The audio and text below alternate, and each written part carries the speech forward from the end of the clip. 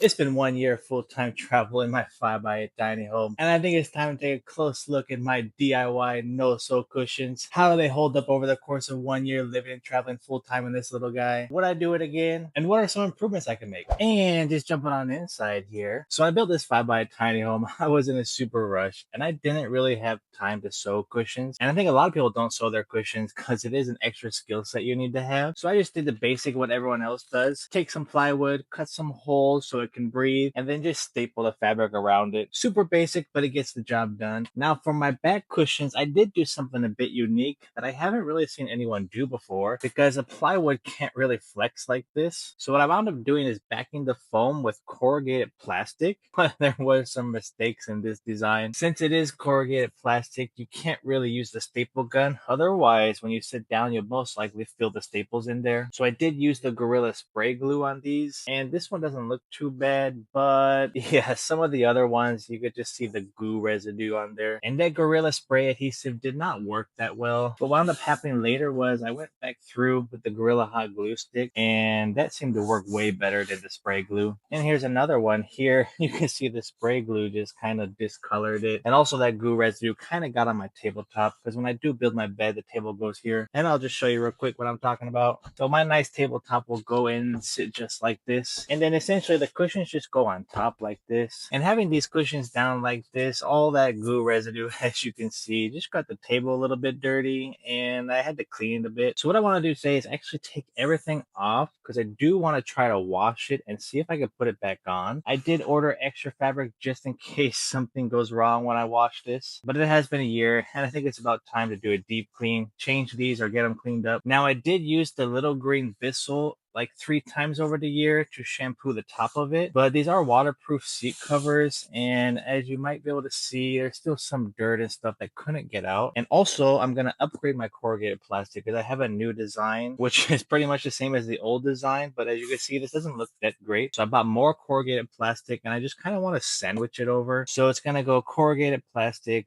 glue the fabric on. That way we can get a nice tight package there, and then cut a nice clean corrugated plastic out here, glue that on just so it looks nice and clean, and we'll have a clean corrugated plastic on the outside. And I think that design should work out pretty well. But yeah, these cushions were used as my seating arrangement and also my bed. So I did use a 2-inch foam mattress topper just simply because there wasn't a lot of room if I went thicker, and that would have taken away from my wall space here. 2 inches was really not super comfortable, but I got used to it, and I heard that sleeping on a harder platform is actually better for your back, so I don't know about that, but I got used to it. And I'm also just curious how the foam held up over the course of a year and see if that needs to be changed, if it got moldy or anything like that.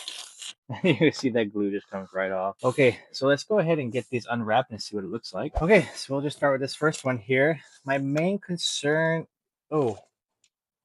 is that when I wash it, the glue is not gonna look good, but I have extra fabric just in case. As you can see here, this is where I did the hot glue, so it's a little bit stronger there. Okay, so yeah, I just cut that corrugated plastic in the shape that I needed, and I did round the edge so it wouldn't be pointy, and that actually worked out pretty well. You can see the corrugated plastic is not really that indented over the course of a year, and it's still holding its shape pretty good. Let's check out the foam here, and yeah, that looks pretty clean. I don't see any mold at all. It looks pretty similar to when I put it in there. Still has its shape there. Passed the smell test. Good to go.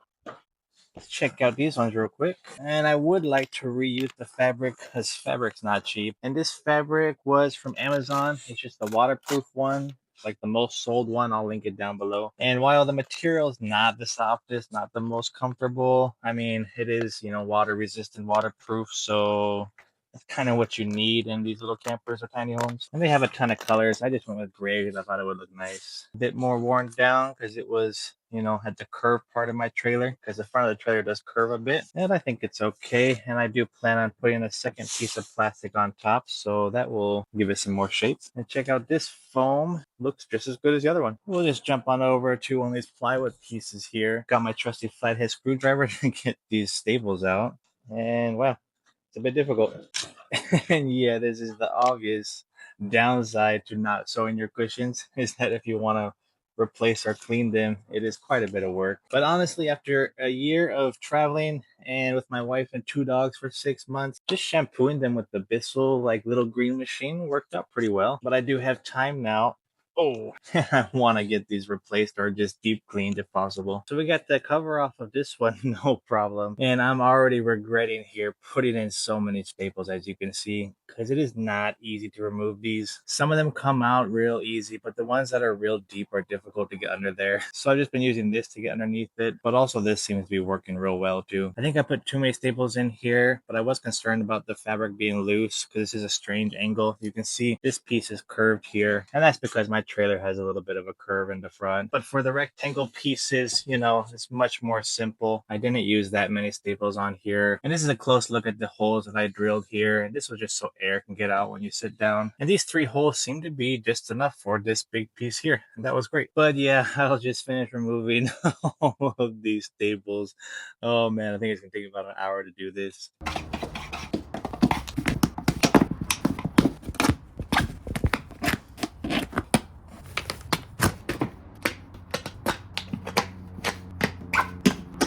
Okay, finally. Yeah, this one looks pretty good too.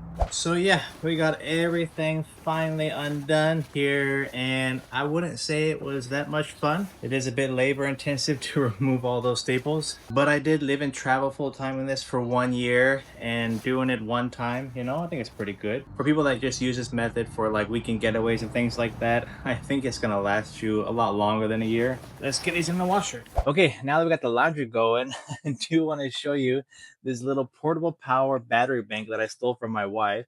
And this is the Nano 100 by AFERY. And besides the cute pink color, the first thing you notice is the size. It's small enough that I can bring it with me everywhere, but it's also powerful enough that I can rely on it daily. And don't worry, it does come in gray if you're not digging the pink color, but I actually kind of like it. It has 99.2 watt hour battery, which actually means you could still carry it on a plane, which honestly probably makes it one of the perfect travel batteries out there. What's really unique about it is that it has this super long retractable USB-C cable here with an in and out rating of 100 watts. And I am just amazed about how long it is, which I think is a thoughtful design because, you know, it's always annoying to kind of carry extra cables and time around your battery bank. This just makes it so simple. Another thing I really like about it is the high quality LCD screen. Of course, it gives you the battery percentage here, but also shows you the input and output because you can actually charge your devices while charging the battery. And I just think that the display is a lot higher quality than other batteries on the market, which is a very nice touch by AFERY. So you do have that one retractable cable there rated at 100 watts, but you also have another place for USB-C to plug in, and that's rated at 45 watts, which means you could have a total output of 145 watts, which is pretty awesome for a battery this size. And of course, they still included the regular USB for those of you that haven't fully switched over to USB-C yet. This battery is so powerful that it can power my MacBook Pro with no problem, which is honestly really great because my MacBook is getting old and it constantly needs charged all the time. And for those of you out there that have foldable solar panels or something like that, they also include this adapter so you can actually charge it with the solar panel. So having something this size to move around camp or my tiny home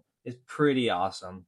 And like I said, that is a huge plus that it is pretty much the max size that you can carry on a plane. All in all, with this size and power, I don't think you can go wrong. With a high quality screen and the retractable USB-C cord, I think this little battery has everything that you need. I'll leave the link to it in the description below. Check it out, get one for yourself. And yeah, let's see how that fabric did in the laundry. Okay, well, we got the laundry done and that didn't work out whatsoever. And the main reason is that the glue actually melted in the dryer and got onto the spots that you would see after it's installed. I think maybe if I just used cold water and air dry, I might have avoided this. And I don't know why I didn't think about that. I mean, hot glue, when you reheat it up, is essentially just going to be the glue again. But yeah, there's a ton of spots that are like this, and I don't like the way it looks. I'm just going to save these scrap pieces for another project. So we'll just go ahead and cut this new fabric and install it into the tiny home. And the first time I installed it, I didn't wash it. I just installed it like this, and it was a bit wrinkly in the beginning, but after like a week, kind of flattened out. So I'm just going to do the same thing I did last time. So I'll just start with the longest piece here. Get my wood on there, test fit it out. Try my best to cut this straight. Now the trick is to compress the foam ever so slightly. You know, you do want a little bit tight, but not too tight. And I think I will do the sides first. And I was just kind of doing the middle first and working my way out, pulling it kind of taut, you know, as I go. Just kind of checking that fit there, making sure that we are still even and looking good.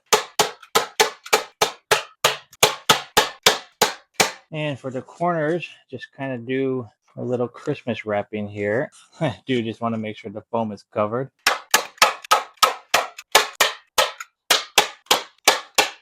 And it's my final one, so I am pulling tight, making sure the fabric is stretched.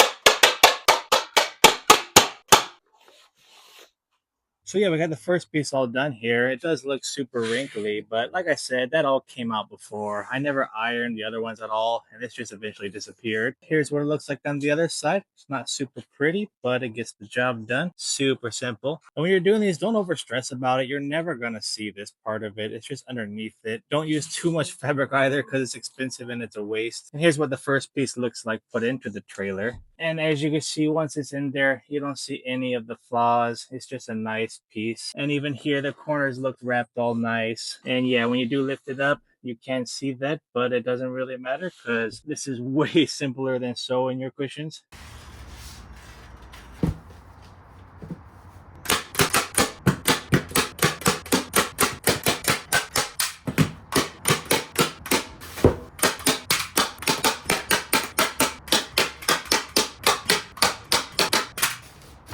Cool. Now we got the 3 benches done. And as you can see, when it's all stapled together, it looks pretty good. I mean, besides the wrinkles. But yeah, I mean, stapling it, you know, if you're a perfectionist, you might not like it.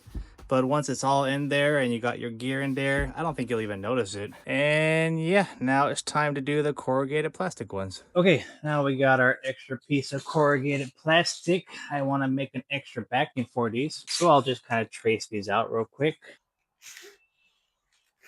Okay, and we have 3 more. And I'll just cut this out real quick. Yeah, you definitely want to make sure you got some nice cutting shears for this project. It makes the world of difference when you're cutting things. And we'll just round the edges. So essentially this is going to be our backing where fabric will be glued to. And since last year it was so ugly and the glue was showing a little bit, I first want to glue this fabric down and then I just want to glue this top piece on top of it. That way we have a nice clean backing for our cushions. Well, that's the plan anyway. I think it'll work out just fine. So yeah, essentially this is similar to doing it with the plywood and staples, where I will start in the middle here, make sure that I adhere it nicely. And then from the middle, I'm going to work outward to the sides. Awesome. Now we'll get the edges. So this was the stuff I was using last time. It's the Gorilla Spray adhesive, and this just did not work that well with the corrugated plastic and the fabric together. It didn't adhere. It was really sticky and it was really messy. So I am liking this Gorilla hot glue gun much better. I first thought that the hot glue was going to melt the corrugated plastic, but after having to make repairs on the road, it turns out that wasn't the case, and it actually went on easier and was much more sticky than the other stuff. It just worked out better than the spray completely. I think there's a fine line between your DIY build and arts and crafts. I think the arts and crafts section of a DIY build often gets overlooked because there are a lot of solutions in the arts and craft world for DIY builds, just like this, using hot glue and corrugated plastic to make cushion bags. So don't be afraid to think out of the box. Think like your granny and come up with solutions that are more arts and crafts than DIY builds. Okay, so we got one piece all glued here to the corrugated plastic with the Gorilla hot glue. It worked out pretty well. So while that works on its own, we're gonna put this on top of it and attach it with the Gorilla glue, and that should look like a pretty good cushion there. So we'll just get that perimeter glue in there. Try to do this fast since hot glue does cool down quickly. Okay. Nice. And yeah, that feels pretty good. So yeah, there's our second piece there. That's how the backing looks. I think it looks nice and clean. Much better than how I did it before. And of course, it can bend so we can get our cushions on this curved surface. And yeah, I just got 2 other pieces here. I'm going to do that real quick because we are pretty much out of daylight. And then that will complete our no-sew cushions here. Okay, we finally got everything all finished up here. I'll just jump inside and give you a look at the final product. And yeah, this turned out pretty nice. I did put some Velcro back here just so it doesn't go, you know, sliding around when driving. I also did that earlier this year. It worked out pretty well. So pretty much the only thing you can notice is the wrinkles. And like I said, those will just disappear over time. And here is one of the bench seats. And I do also put Velcro on the bottom just to kind of, you know, hold it from sliding when driving. It's not super strong, but it's enough just to hold it in place. And I'll just pull this one down, give you a look at it. I really like the way this turned out. I think it looks much cleaner than the previous time I did it. And then that way I don't have all the glue residue, you know, getting on my tabletop and making things all sticky. So that's pretty cool. I like the way it turned out. And again, this is what the edges look like. Just looks like little packages. Doesn't look too shabby. And a view stepping outside here. But yeah, all in all, I think it's pretty good not having to sew your cushions. Turned out just fine. But yeah, let me know what you all think in the comments. And I know I just did all over again, but I think in the next build, I will just do it the same way. I am getting the trailer ready for the next buyer, so that's why I just went ahead and replaced it all. If I was just going to continue to use it, I would not replace it. I would just keep shampooing it with a little green. And with this waterproof fabric, it really doesn't need to be cleaned as much as regular fabric. I think the cost to build all of this, the bench seat that converts to the bed with the backing, the fabric, foam, and plywood, corrugated plastic all together, probably about $200, give or take. But yeah, that's how I did my DIY no-sew cushions here in my 5x8 tiny home. Cool, I guess that's it for this video. I'll see you in the next one.